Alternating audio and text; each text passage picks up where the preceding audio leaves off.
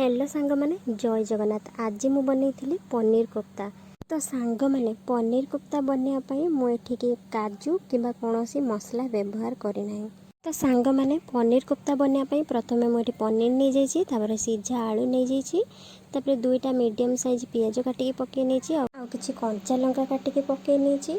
तापर 2 चामच कॉर्नफ्लोर पकई नहीं, स्वाद अनुसार लुण और 1 चामच लंका गुंड देकी छेना को भल भाव चकुड़ी नहीं।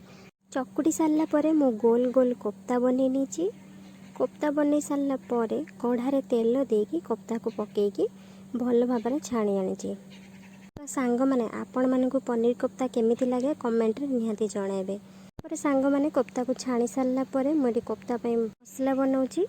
1 चामच तेल देकी 4टा कंचा लंका देछि, 1 चामच जीरा आउ 2टा पियाज, 2टा बिलाती दे ताको टिके भाजी देछि। तापर मुझे किछि भजा बादाम नहीं जाइछि सारा पर मोर ये मसला रेडी हो जाइछि। तापर मुझे कढ़ारे 2 चामच तेल देकी हेंगु टिके पकई भल भाव भाजी देछि। पकई सारा पर टिके फूड कलर देकी मसला को भल भाव कषि आनी। 1 चामच हलदी गुंड, स्वाद अनुसार लुण और 1 चामच गरम मसला पकई, 1 चामच धनिया गुंड पकईकी मसला भल भाव फुटीगला पर मु कोफ्ता को पकई नहीं।